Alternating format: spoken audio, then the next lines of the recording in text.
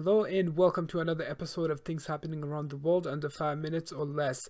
Today I'm going to talk about a pretty serious topic, and it's truly a tragic incident that took place in Texas. So you guys probably already aware of what happened in Texas between the two siblings and the family member that died.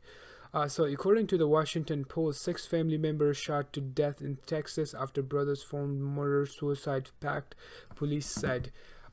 This was pretty sad. As I continued to read the article, so apparently, one of the people that did the killing, Farhan, he uploaded a lengthy message to Instagram where he detailed one of the reasons why he did what he did, why he was going to take his life and why he took the life of his family members.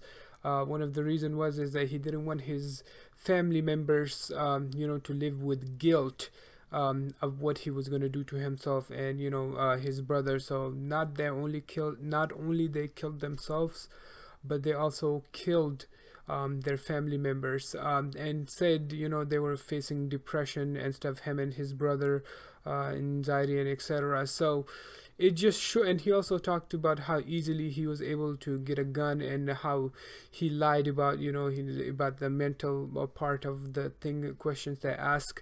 So it just shows an issue on a broader scale. He said the family tried to help him with the depression and stuff, but it got worse recently. So this is a pretty sad thing. I wish there was more help. There is help available to people who, there's actually a hotline for people who are going through these type of stuff, a suicide hotline that you guys can call. I'm gonna leave the number in the description. So if there's any negative thoughts that come to your head, please give them a call, because if you're depressed, you think what you're gonna do is what other people want, but that might not be the case. Like him, he said that he did not want his family members to live with the guilt. This was his depression, his mental illness that he was dealing with, and he decided the fate of other people along with his. He did what he thought was the right choice, which clearly it was not, because he was mentally unstable. And there's so many shootings, and one of the thing is like the easy access to guns. We need to do something about that, because not just that, but recently there have been other shootings where they, in the grocery store or in the Atlanta, they got the gun pretty much the same week or the same day, and it was pretty easily accessible. So we can see where one of the issues is how easy it is to access gun. Another issue is the mental health. We need to focus on it more, and as much as we can, we need to put more research on it, of how we can help these young people who are depressed and have these type of thoughts, of how we can help them, and how can not we only protect them from themselves but also those around them. I'm lost for words. It's truly sad. My prayers are to the families members and all the relatives. They're going through the aftermath of this. I can't even imagine their pain. But I just hope this brings some light into this gray area of mental health, because it needs more focus and it needs to be talked about more. It's a huge issue.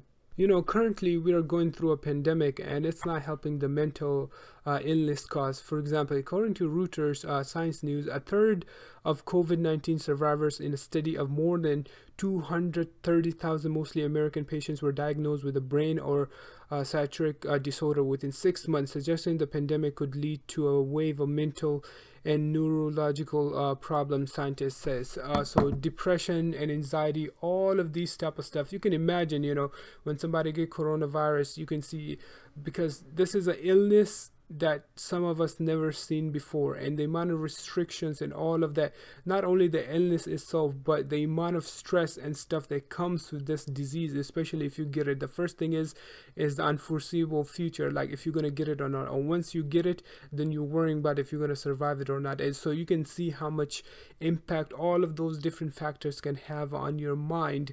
So this is just adding to this mental issue that we have.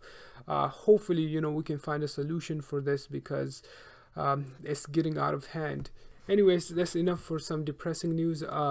There's good news. According to BBC News World, Biden administration to restore 235 million in US aid to Palestinians.